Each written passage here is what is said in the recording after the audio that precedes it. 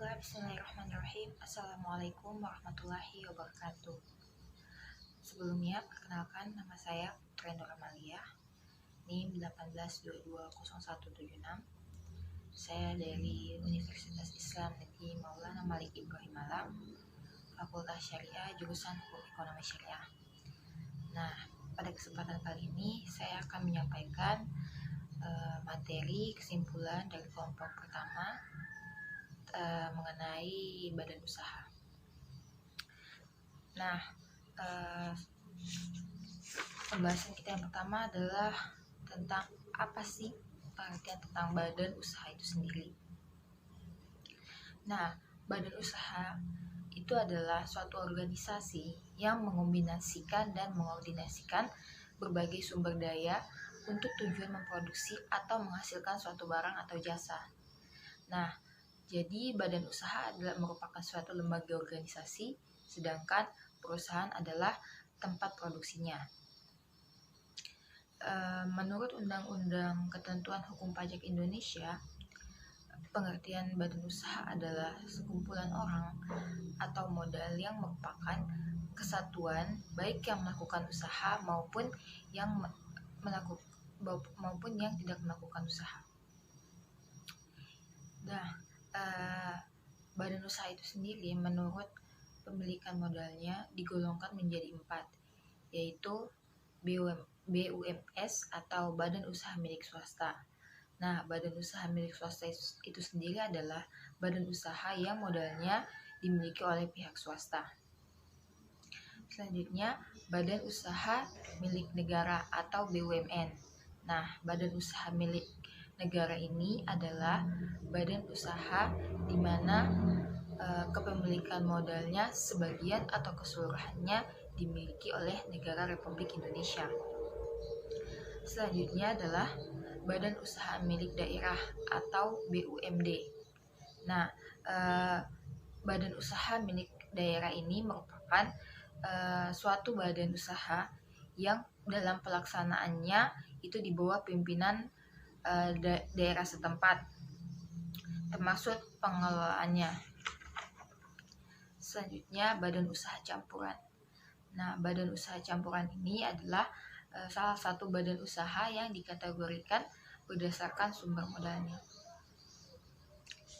Nah, selanjutnya badan usaha menurut badan hukumnya digolongkan menjadi 6. Yang pertama adalah perusahaan perseorangan.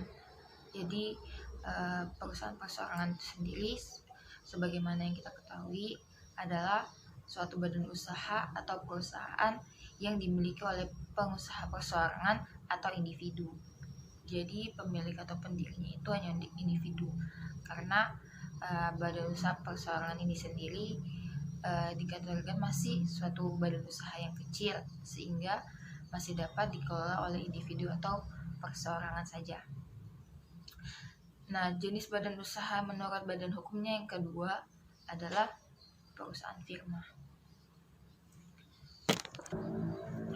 Nah, perusahaan firma itu sendiri berdasarkan pasal 16 KUH Dagang adalah setiap perusahaan yang dibangun atau didirikan di bawah nama bersama atau firma sebagai nama atau brand atau merek yang dipakai untuk berdagang bersama guna menjalankan suatu perusahaan. Nah, pemilik firma adalah terdiri atas sekelompok orang atau sekutu, jadi sekumpulan orang. Nah, jadi ketika mendirikan firma, mereka itu memiliki suatu nama atau brand atau merek dagang. Nah, selanjutnya persekutuan komanditer atau CV. Nah, CV ini adalah suatu bentuk badan usaha yang persekutuannya didirikan oleh 2 orang atau lebih. Nah, di mana beberapa anggotanya itu memiliki tanggung jawab yang tak terbatas dan sebagian anggota lainnya itu memiliki tanggung jawab yang terbatas. Selanjutnya adalah perseroan terbatas. Nah, perseroan terbatas ini adalah suatu badan hukum yang didirikan atas perjanjian melakukan kegiatan usaha dengan modal usaha yang seluruhnya itu terbagi dalam saham-saham. Selanjutnya adalah koperasi. Nah, koperasi adalah suatu badan usaha, organisasi ekonomi yang dimiliki dan dioperasikan oleh para anggotanya untuk memenuhi kepentingannya. Selanjutnya, yayasan. Nah, yayasan ini yang paling umum diketahui, bahwasanya didirikan dengan tujuan untuk sesuatu yang bersifat sosial, keagamaan. Selanjutnya, badan usaha menurut jenis usahanya itu digolongkan menjadi 5, yaitu badan usaha ekstraktif, badan usaha agraris, badan usaha perdagangan, dan badan usaha jasa.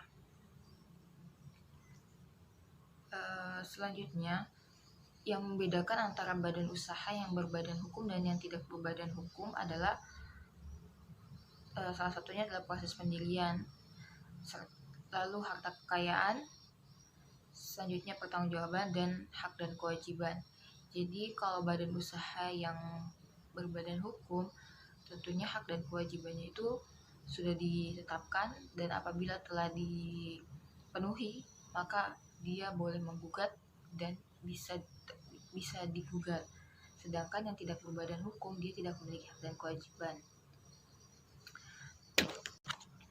Nah, selanjutnya pandangan hukum Islam sendiri terhadap badan usaha itu jika ditinjau dari fikih muamalah, seperti pendirian PT dilakukan melalui perjanjian bersama yang dimana dengan teori akad atau kontrak, di mana pihak-pihak yang berakad tersebut mengikat satu sama lain dalam kesepakatan. Jadi secara umum akad menurut fuqaha dari kalangan Malikiyah, Syafi'iyah, Hanabiyah itu yaitu setiap sesuatu yang ditekadkan untuk oleh seseorang untuk melakukannya, baik muncul dengan kehendaknya sendiri seperti wakaf, ibra atau pengguguran hak, talak, dan sumpah, maupun yang membutuhkan dua kehendak dalam menciptakannya seperti jual beli, sewa menyewa, taukil, dan rohan atau jaminan. Baiklah, mungkin cukup sekian kesimpulan yang dapat saya sampaikan. Kurang lebihnya mohon maaf. Wabillahi taufiq wal hidayah. Wassalamualaikum warahmatullahi wabarakatuh.